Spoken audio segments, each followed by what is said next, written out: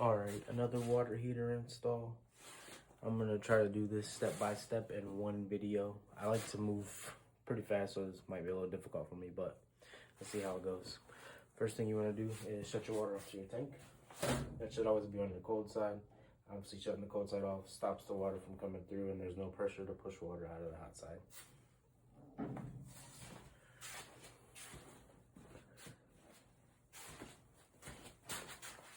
Next thing you want to do is find the closest fixture or the lowest point to turn on the hot side of a faucet so you can release the pressure.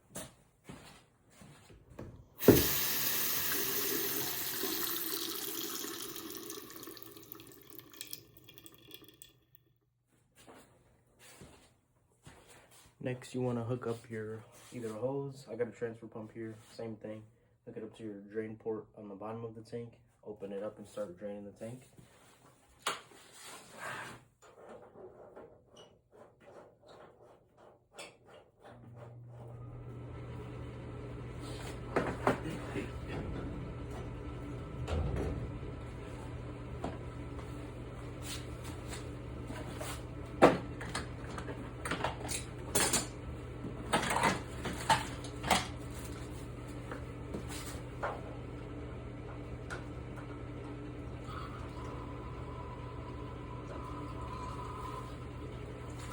Pump is pretty loud, so for this part, you can either pull up the pin on the TMP valve to allow some air through to make it drain a little faster. I usually just cut both sides of my pipe. It's gonna have to cut it out anyway.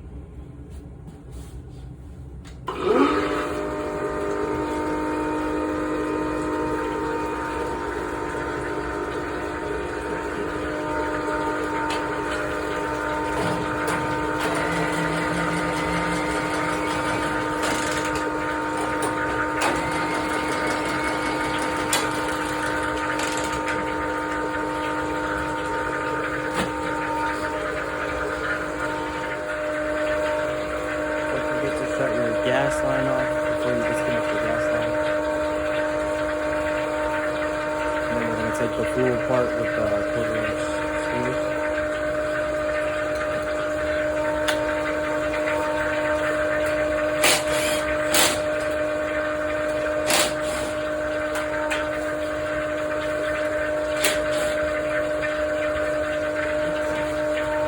There was only 2 screws in this one, there should always be 3.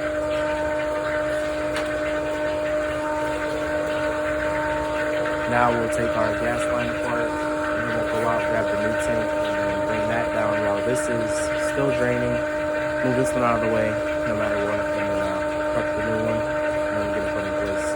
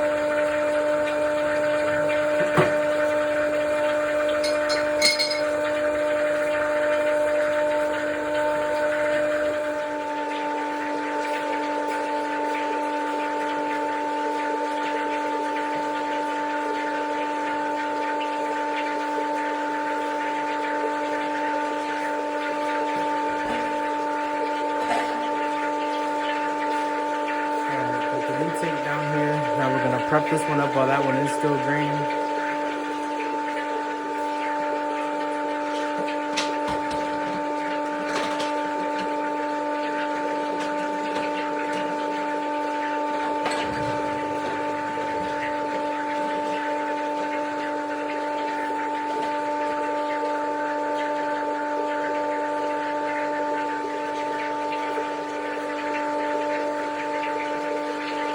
Always wanted tape and dope. Don't judge my tape. It broke on me. Got stuck to the bottom of a bucket.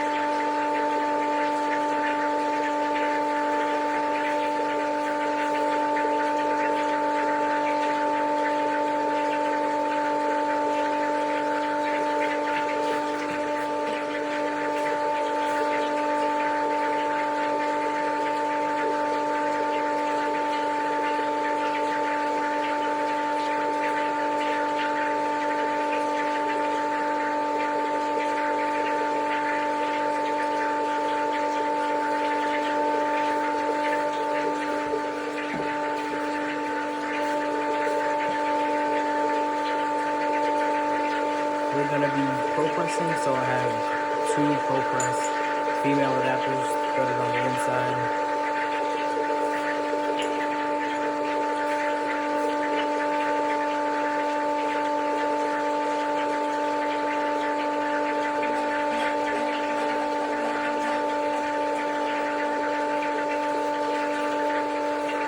To tighten them down, I would recommend using a crescent wrench. I don't have a bigger crescent wrench, so I usually use channel locks.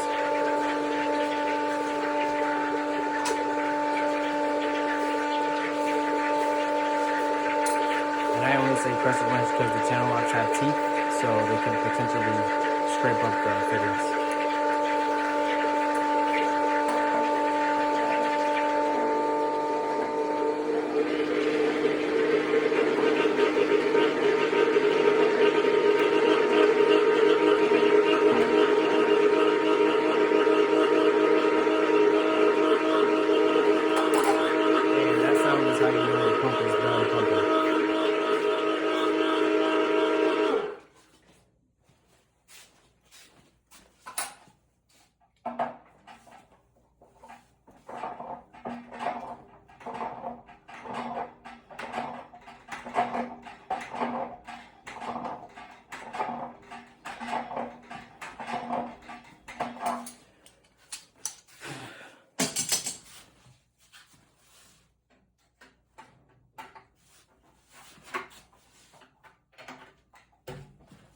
Okay, new prep is tanked. Thankfully, this one is drained, so we'll get that one out of the way.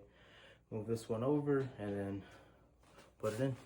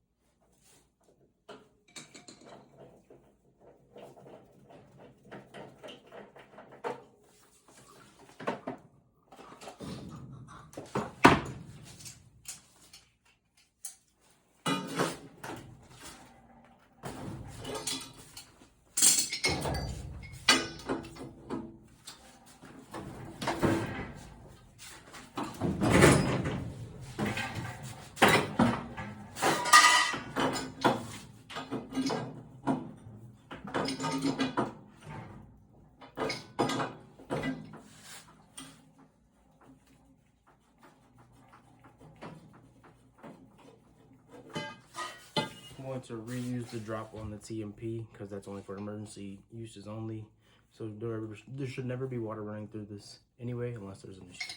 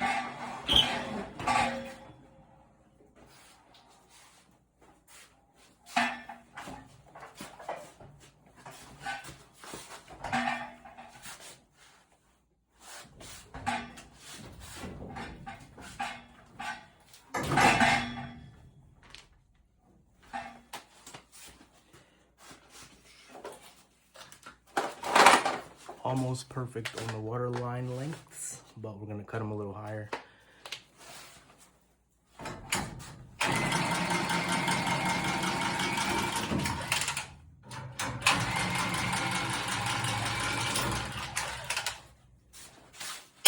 try to cut them the same length just for uniformity purposes.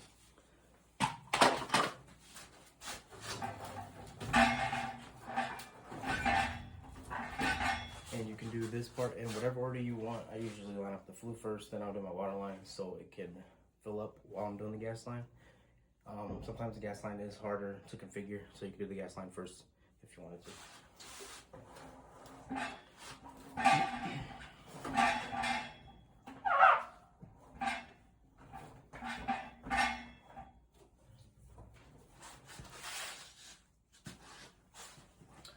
Gotta go up and get a stick of pipe.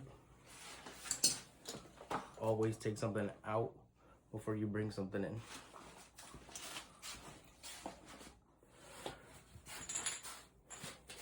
First thing, get your measurements.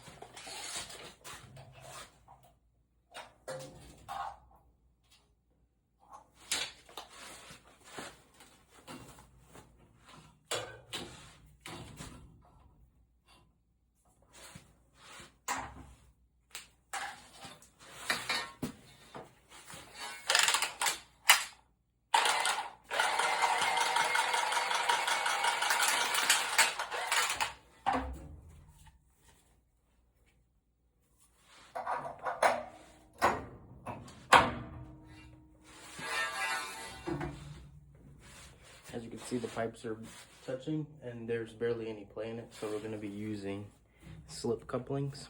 That just means it slides up and down the pipe to make it for easier installation. Usually with the slip coupling, I'll have a stop coupling because it's the same distance. So you'll put it on the pipe, mark it so you know where to stop with the slip coupling. That way you don't have any leaks. In this case, I don't have to stop, so I'm just gonna mark it at the halfway point.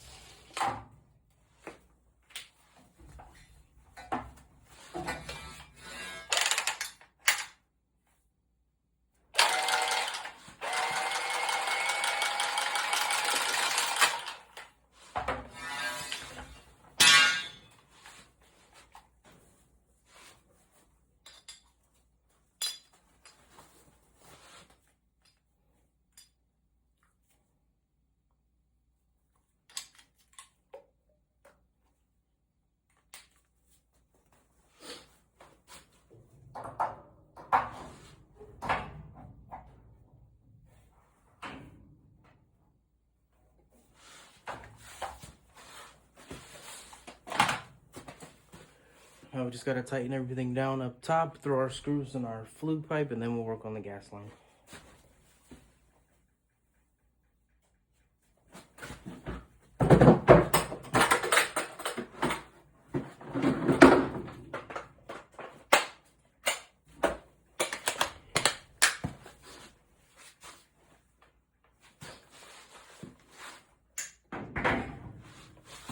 Make sure your pipe is snug. So you want to pull down.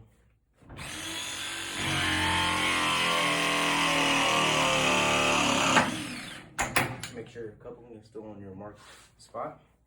And you'll see me switching back and forth with the ProPress because it does pull the pipe in one direction. So we don't want it to be all willy-nilly.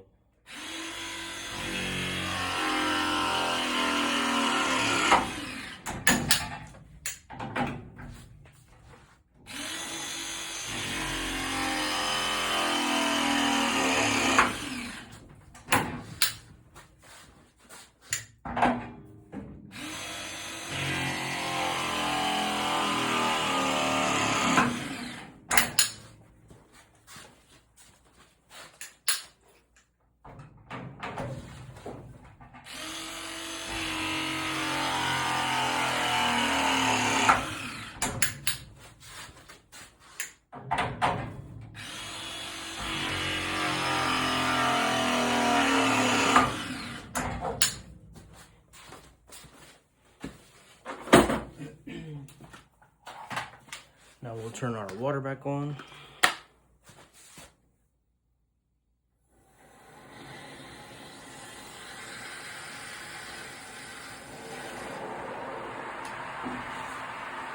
We are going to leave that faucet that we turned on, leave that on the whole time, because when the tank is filling up, it's pushing a bunch of air out on the hot side, and you don't want to damage the tank by closing that off.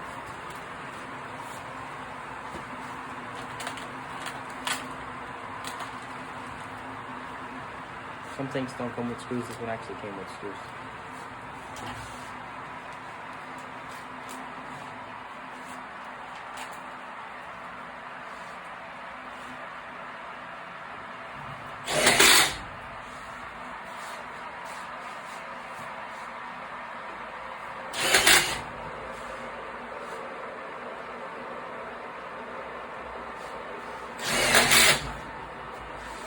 Came with 4, so we'll just throw all 4 in there. But the reason for that is so that the fluid doesn't rock or move off of the cap.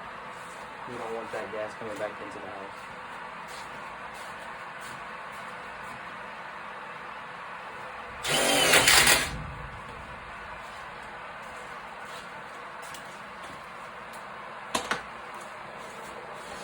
Hopefully the gas goes right back together. Always use pipe soap.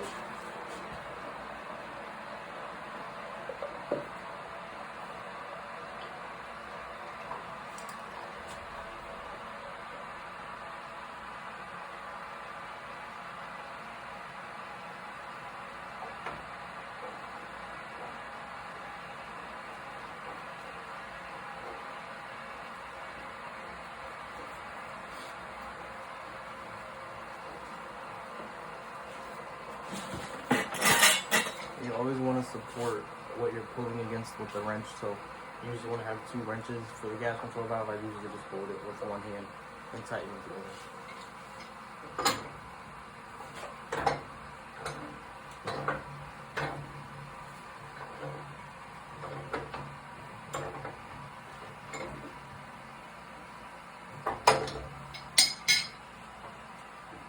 Yeah, we're going to need a longer nipple for the riser going up to the union. Looks like we could use the one that they had for the dirt lag. So we'll just take the bottom part of the union off of this one and use this one for the union and just use this as the dirt lag.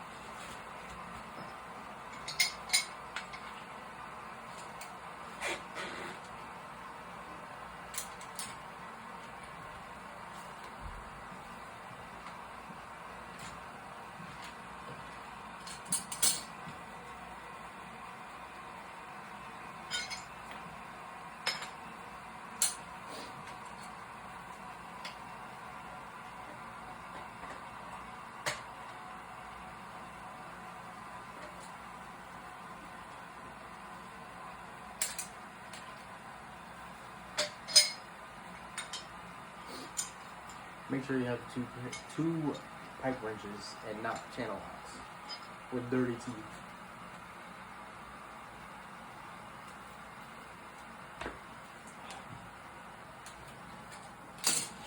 We make it work.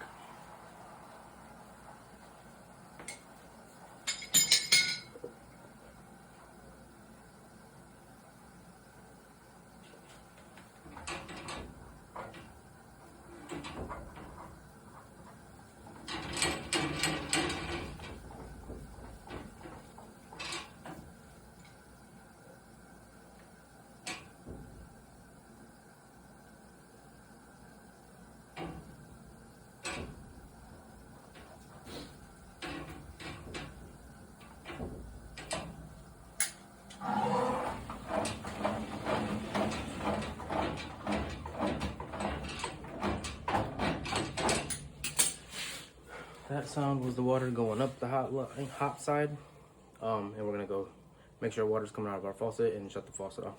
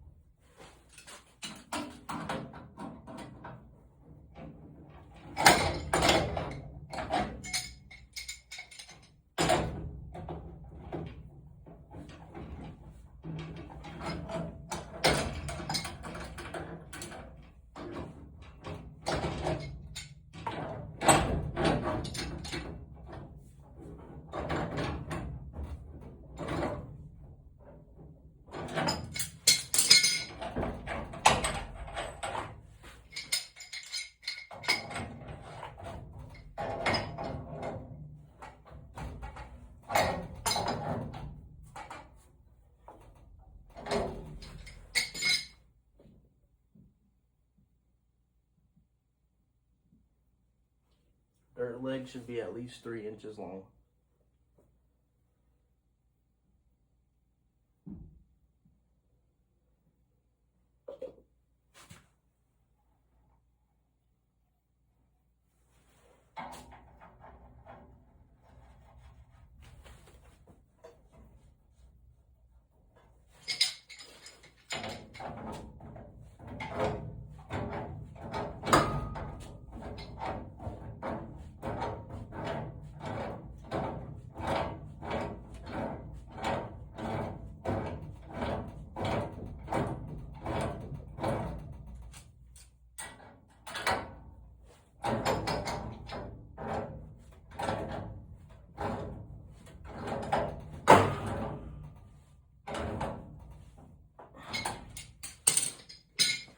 Turn your gas back on.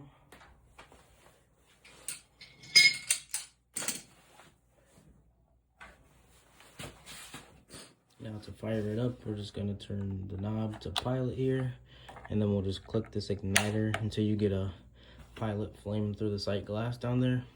If you're used to it, you can hear the flame kick on, but you just keep clicking that until you get your pilot.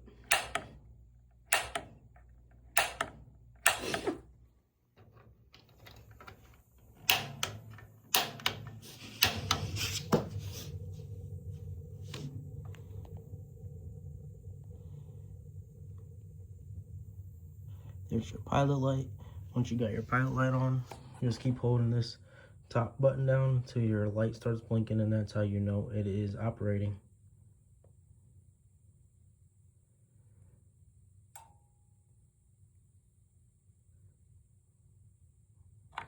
Then we'll just turn it up to hot, which is 120 degrees, which is normal. And there we go. Now we'll just clean up a little bit and write our date on it so the next guy knows how old it is, and you're good to go.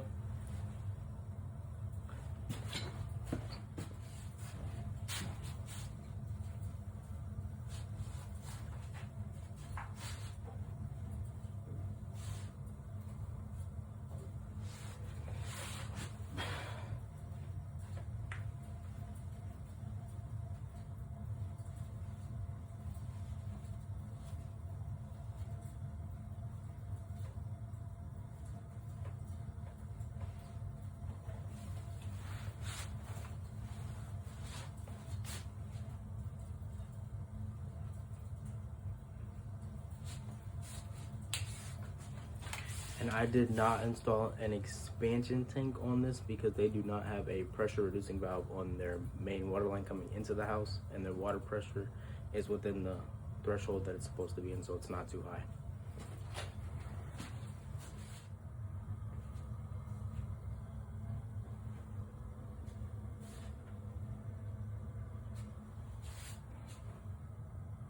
Don't forget to put your drop back on the TMP.